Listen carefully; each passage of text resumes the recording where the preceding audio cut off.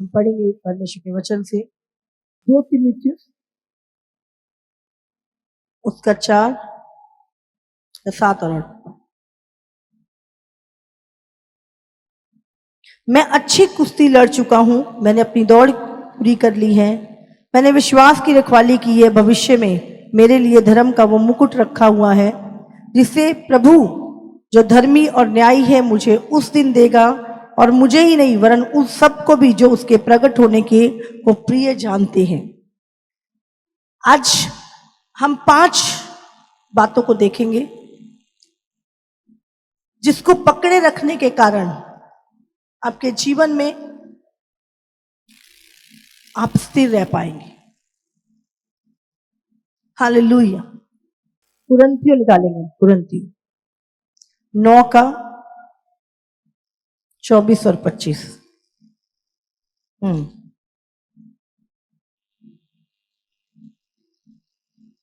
पढ़े। क्या तुम नहीं जानते कि दौड़ में तो दौड़ते सभी हैं, परंतु इनाम एक ही ले जाता है। सबसे पहले आपने अपनी नजर, नंबर 1 देखो, जो आपने अपनी नजर उस इनाम पे रखनी है जो परमेश्वर आपको देने जा रहा है। आपने अपनी नजर उस प्रतिफल पे, उस इनाम पे रखनी है जो परमेश्वर आपको देने जा रहा है। हाँ, तो यहां पे लिखा है, हाँ पढ़ोगे इसको 9 का 24 और 25। क्या तुम नहीं जानते कि दौड़ में तो सब दौड़ते हैं परंतु इनाम एक ही ले जाता है। तुम वैसे ही दौड़ो के जीतो। हर एक पहलवान सब प्रकार का संयम करता है। वे तो एक मुरझाने वाले मुकुट को पाने के लिए ये सब करते हैं, परंतु हम तो उस मुकुट के लिए करते हैं जो मुरझाने का नहीं। हालेलुया। तो हम जो कुछ भी कहते हैं, जब एक एथलीट दौड़ता है, एक धावक जब दौड़ता है तो वो कितनी प्रैक्टिस करता है पहले, उस ओलंपिक में जाने से पहले वो कितनी प्रैक्टिस करता है, कितनी रूटीन, सुबह उठ के ठंड में दौड़ता है और थक जाता है, हाँफता भी है, बहुत सारे चीजें हैं जो खानी वो छोड़ देता है जिससे उसको मोटापा ना हो जाए, ताकि वो अपने उस इनाम को, उसका ध्यान क्या होता है कि मैंने वो कप जीतना है, मैंने वो इनाम जीतना है। और उसके लिए वो सारी चीजें, वो संयम बरतता है, वो बहुत सारे फूड्स को छोड़ देता है, खाना छोड़ देता है, कहीं जाना छोड़ देता है, और वो अपने आप को किसके लिए, उस इनाम के लिए, उस कप के लिए, उस जीत के लिए वो रोज सुबह उठ के दौड़ लगाता है। और जब वो उसमें दौड़ता है, पैर जवाब दे देते हैं, सांस फूल जाती है, मुश्किल लगता है बहुत, अपने मन को, हाँ समोसे खाने का नहीं, मुझे खाने में दिक्कत होगी, मन मार लेता उन चीजों से।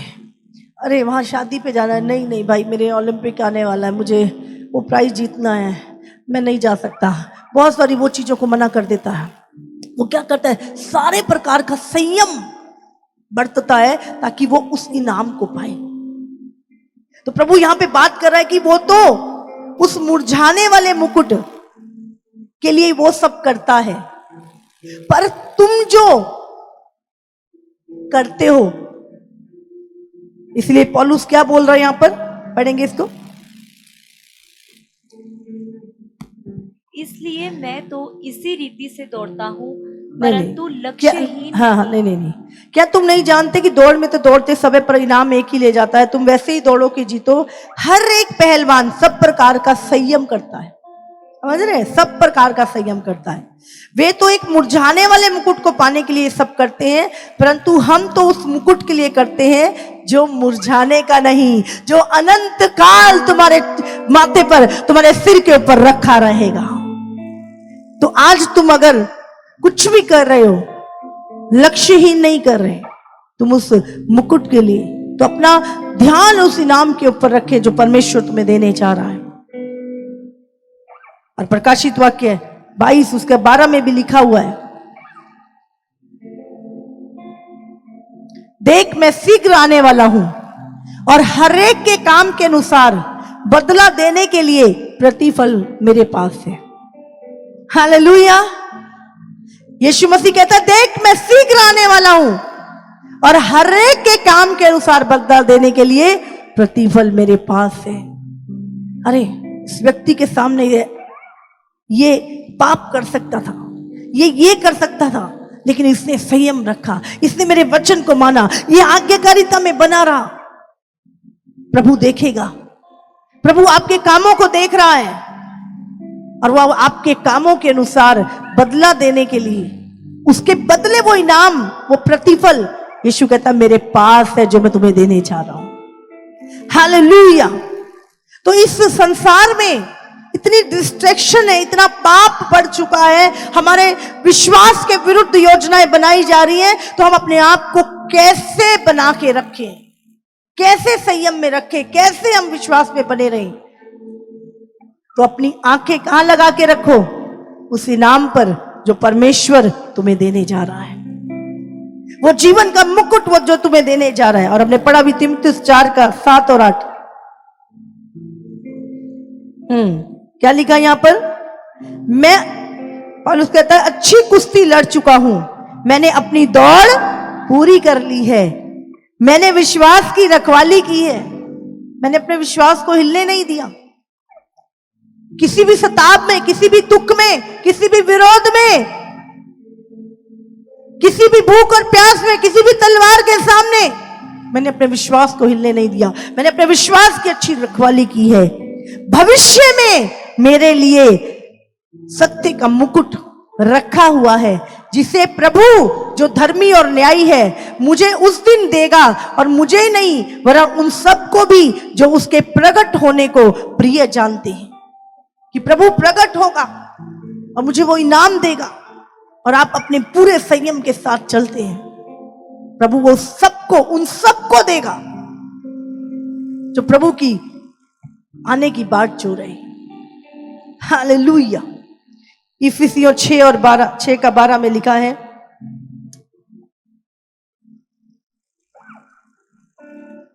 तुम्हारा ये मल्लयुद्ध लहू और मांस से नहीं, परंतु प्रधानों से, अधिकारियों से और इस संसार के अंधकार के हाकिमों से है, और उस दुष्टता की आत्मिक सेनाओं से है जो आकाश में है। हालेलुया।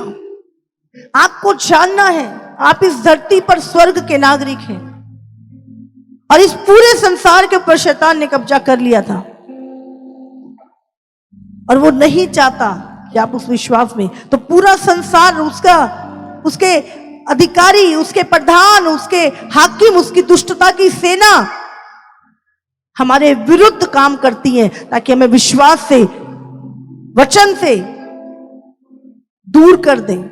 तो प्रभु क्या कहता है? तुम्हारा मल्लयुद्ध, तुम एक युद्ध में हो।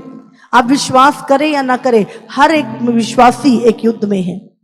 तो प्रभु कहता है तुम्हारा ये मल्लयुद्ध लहू और मांस से नहीं। हमारा दुश्मन कोई सरकार नहीं, कोई व्यक्ति नहीं, कोई पंथ नहीं, कोई रिलीजन, कोई नहीं है। हमारा जो शत्रु है, प्रभु ने लिखा है वचन में, तुम्हारा शत्रु शैतान है। वो तो बस लोगों को इस्तेमाल करता है और कुछ नहीं, पर जो असली शत्रु है वो अंधकार की शक्तियां। आप जानते शैतान का ने भी एक किंगडम बना रखा है पूरा अंधकार का, और वो पूरा किंगडम, उसमें प्रधान भी है, हाकिम भी, अधिकारी भी हैं और आत्मिक सेनाएं भी हैं। और वो पूरा किंगडम आप जानते हो किसके खिलाफ कार्य करता है? पूरे संसार में शैतान का जो राज्य है, शैतान के जो अधिकारी प्रधान है, वो किसके खिलाफ कार्य करते हैं? केवल और केवल मसीह, मजबूत मसीहों के खिलाफ। सिर्फ कलीसिया के विरुद्ध में वो पूरा अंधकार की सेना काम करती है, फिर भी जीत नहीं पाती, क्योंकि हम उससे भी जयवंत हैं, हम उससे बढ़कर हैं। आमीन। हम परमेश्वर के संतानें हैं। हालेलुया। हालेलुया। पर वो अज्ञानता के कारण लोगों को नाश करता है। एक पत्रस उसका 1 का 14-15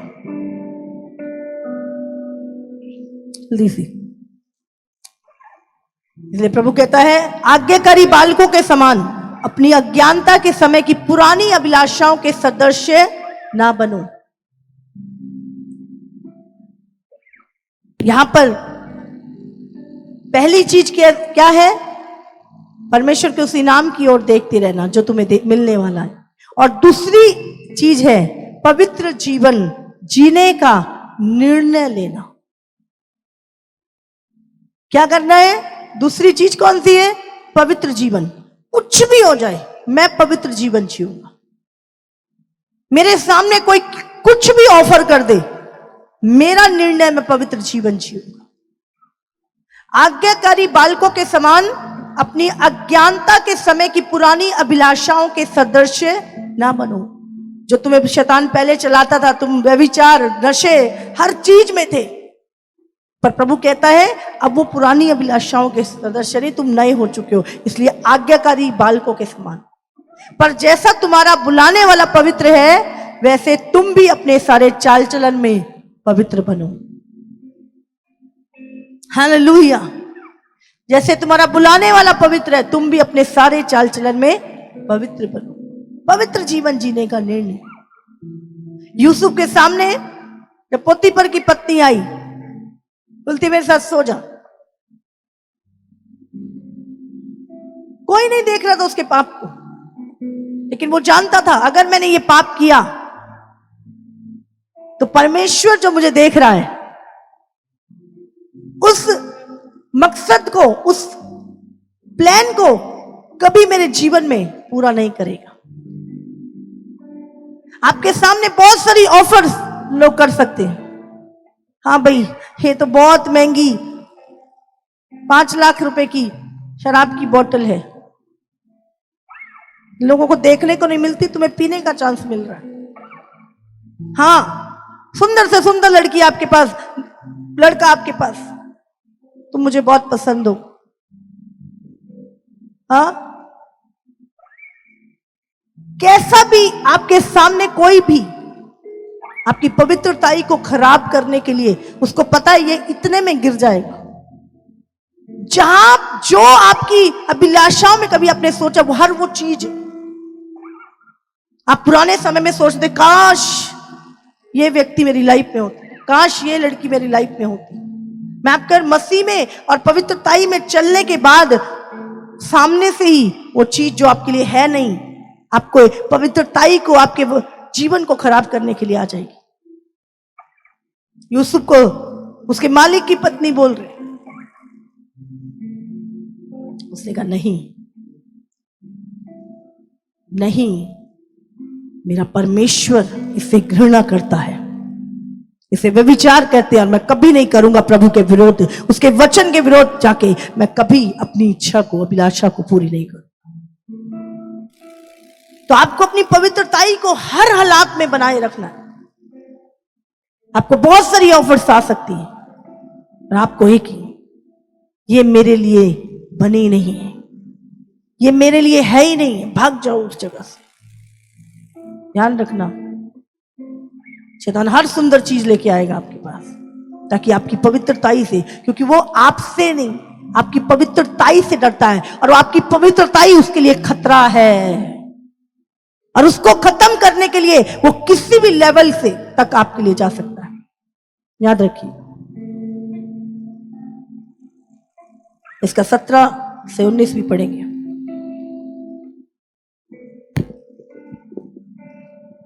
एलिया भी तो हमारे समान पढ़ो। हाँ पढ़ो पढ़ो। और उद्धार का टोप और आत्मा की तलवार जो परमेश्वर का वचन है ले लो। 1 पत्रस 1:17। और जबकि तुम हे पिता कहकर उससे प्रार्थना करते हो, जो बिना पक्षपात हर एक के काम के अनुसार न्याय करता है, तो अपने परदेसी होने को का समय भय से बिताओ। हम कौन है इस संसार में? हम परदेसी। हमारा असली जो हमारा देश है वो प्रभु का घर स्वर्ग है, और हम क्या है, इसी मुंह से पिता कहकर उसे प्रार्थना करते हैं, और इसी मुंह से हम गलत चीजें करते हैं। प्रभु क्या कह रहा है कि अपने परदेसी होने का समय भय के साथ बिताओ। हालेलुया, तारीफ करो परमेश्वर की। रोमियो 12 का 1 और 2 हम पढ़ेंगे।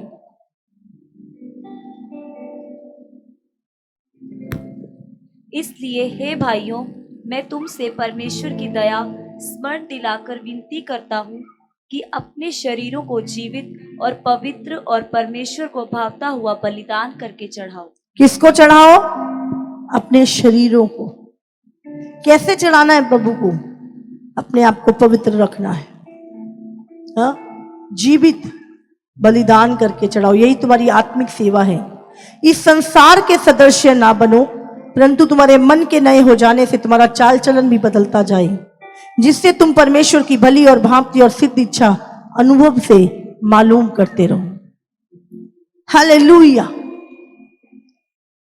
आज संसार के सदृश नहीं। आज बहुत सारे लोग संसार को, मसीह लोग संसार को कॉपी कर रहे हैं।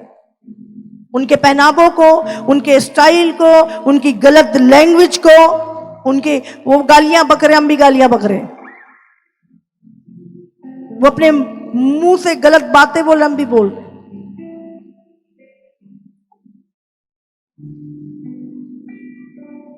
याद रखो, प्रभु ने कहा तुम इस संसार के सदस्य ना बनो, तुम मसीह में हो। हालेलुया। कितनों को समझ में आ रहा है? तो आप अपने आप को बचा के रख सकते हैं। अगर आप संसार के सदस्य ना बने तो वो चीजें आप पे हावी होंगी नहीं। आपके असूल परमेश्वर का वचन है। जीसस।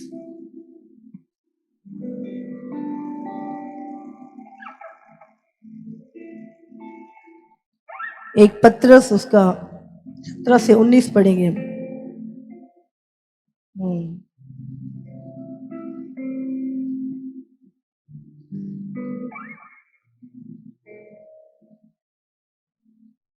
परमेश्वर के वचन को पहला स्थान आपने देना है। तीसरी चीज है ये,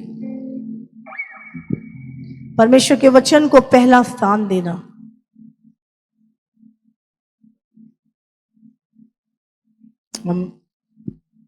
और जब कि तुम हे पिता कहकर उससे प्रार्थना करते हो, जो बिना पक्षपात हर एक के काम के अनुसार न्याय करता है, तो अपने परदेशी होने का समय भय से बिताओ। आगे भी। क्योंकि तुम जानते हो कि तुम्हारा निकम्मा चाल चलन जो बाप दादाओं से चलता आता है, उससे तुम्हारा छुटकारा चांदी सोने अर्थात नाशवान वस्तुओं के द्वारा नहीं हुआ। हाँ, तुम्हारा छुटकारा नाशवान वस्तु सोने चांदी से नहीं हुआ, पर निर्दोष और निष्कलंक मेमने अर्थात मसीह के बहुमूल्य लहू के द्वारा हुआ है। हालेलुया। तुम्हारा छुटकारा तुम्हारे सोने चांदी से नहीं हुआ। तुम्हारा छुटकारा तुम्हारे पापों की क्षमा यीशु के उस निर्दोष निष्कलंक मेमने के लहू से हुआ है। इसीलिए परमेश्वर ने पवित्र जीवन जीना, पवित्र जीवन जीना। हालेलुया। परमेश्वर के वचन के लिए हमें चाहे दुख भी उठाना पड़े। एक वचन हम पढ़ेंगे, प्रकाशित वाक्य 3 उसका 4 और 5। पर हाँ, सरदीस में तेरे यहां कुछ ऐसे लोग हैं जिन्होंने अपने अपने वस्त्र अशुद्ध नहीं किए। वे सफेद वस्त्र पहने हुए मेरे साथ घूमेंगे, क्योंकि वो इस योग्य हैं। जो जय पाए उसे इसी प्रकार सफेद वस्त्र पहना जाएगा, और मैं उसका नाम जीवन की पुस्तक में से किसी रीति से ना काटूंगा। हालेलुया। जिन्होंने अपना वस्त्र अशुद्ध करना, अपना चरित्र अशुद्ध नहीं किया, अपने कैरेक्टर के ऊपर दाग नहीं लगने दिया, जिन्होंने पवित्र जीवन जिया, लिखा है वो परमेश्वर उन्हें सफेद वस्त्र पहनाएगा और वो उन वस्त्रों को पहनकर स्वर्ग में घूमेंगे परमेश्वर के साथ, क्योंकि वो इस योग्य ठहरेंगे। हालेलुया। और जो जय पाए उसे इसी सफेद वस्त्र, किस पे जय पाए?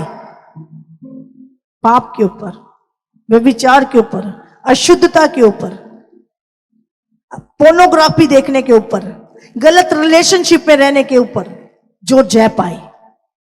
आप पाप के ऊपर, बुराई के ऊपर जब जय पाते हैं, प्रभु ने कहा मैं उसे सफेद वस्त्र पहनाऊंगा और उसका नाम जीवन की पुस्तक से कभी ना काटूंगा और वो मेरे साथ घूमेंगे और फिरेंगे। हालेलुया। एक वचन और, इब्रानियों 12 उसका 14।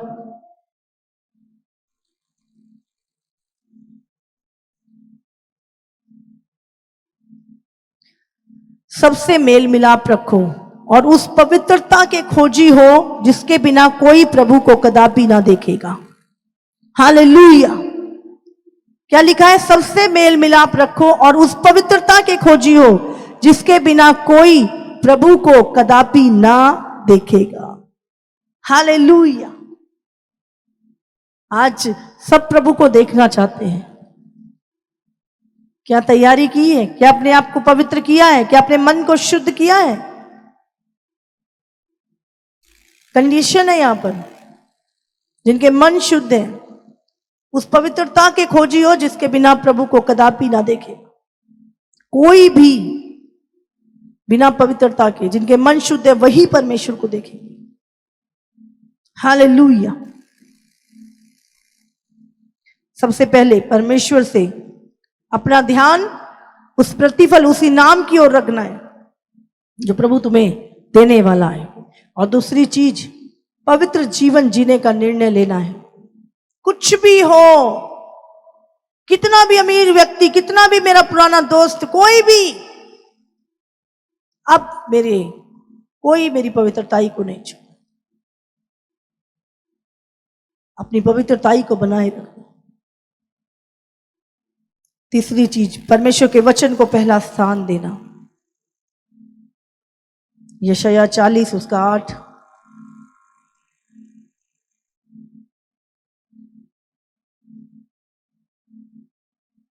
घास तो सूख जाती और फूल मुरझा जाता है, परंतु हमारे परमेश्वर का वचन सदैव अटल रहेगा। हालेलुया। परमेश्वर का वचन सदा अटल रहेगा, वो टल नहीं सकता। जो उसने लिखा है, जो बोला है, वो बिना पूरा हुए टल नहीं सकता। इसलिए प्रभु के वचन को अपने जीवन में पहला स्थान देना। लूका 11:28।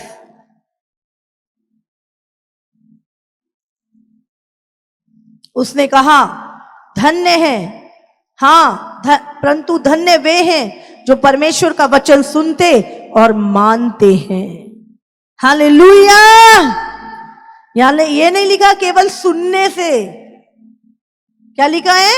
उसने कहा हां, परंतु धन्य वो है जो परमेश्वर का वचन सुनते और मानते हैं। बोलो, सुनते और मानते हैं। बोलो, मैं परमेश्वर का वचन सुनूंगा और मानूंगा। जो सुनते और मानते, बहुत सारे सुनते हैं केवल, मानते नहीं। सुनने से कुछ नहीं होने वाला, सुन के मानना। मत्ती 7:24।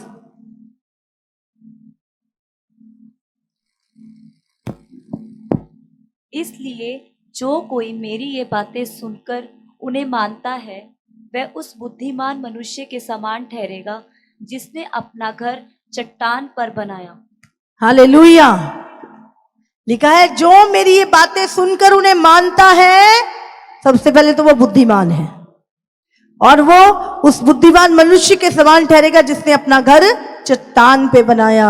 कितने भी आंधी तूफान आए, वो घर कभी ना ढहेगा, वो सदा बना रहेगा यीशु मसीह के नाम से। हालेलुया। यूहन्ना 1:1। आदि में वचन था, वचन परमेश्वर के साथ था और वचन परमेश्वर था। हाँ, क्या लिखा है यहां पे? बड़ा अद्भुत है। आदि में वचन परमेश्वर के और वचन परमेश्वर था, और जो कुछ उत्पन्न हुआ वो वचन के द्वारा हुआ। हालेलुया। तो आप हर चीज अपनी लाइफ में वचन से ले सकते हैं। हर चीज को क्रिएट कर सकते हैं अपनी लाइफ में प्रभु के वचन के द्वारा। हर चीज को बुला सकते हैं अपनी लाइफ में प्रभु के वचन के द्वारा। हर चीज को बना सकते हैं परमेश्वर के वचन के द्वारा। पूरी सृष्टि परमेश्वर के वचन के द्वारा बनाई गई, और अगर ये वचन आपके जीवन में है तो आप कुछ भी बनाने की सामर्थ्य रखते हैं। हालेलुया, तारीफ करो परमेश्वर की। हालेलुया। वचन के द्वारा चंगाई है, वचन के द्वारा छुटकारा है, वचन के द्वारा उद्धार है, वचन के द्वारा सब कुछ परमेश्वर के वचन के द्वारा।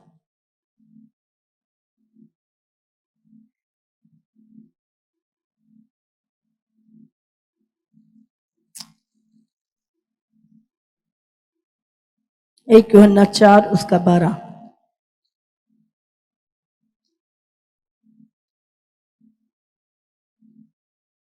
परमेश्वर को कभी किसी ने नहीं देखा, यदि हम आपस में प्रेम रखें तो परमेश्वर हम में बना रहता है। चौथी चीज है आपस में प्रेम रखना।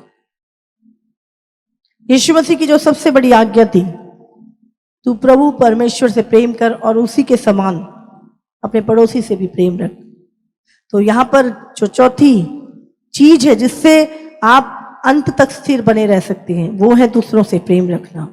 और यहां पे लिखा है 1 यूहन्ना 4:12 में, परमेश्वर को कभी किसी ने नहीं देखा, यदि हम आपस में प्रेम रखें तो परमेश्वर हम में बना रहता है। हाँ, परमेश्वर हम में कैसे बना रहता है?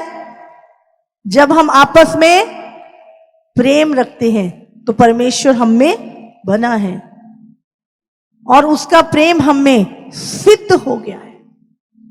हाँ, सिद्ध प्रेम हमारे अंदर कब आता है? जब हम एक दूसरे से प्रेम रखते हैं। हालेलुया। कहते हैं परमेश्वर प्रेम है, और जहां पे प्रेम है वहां परमेश्वर है। लूका 10:21।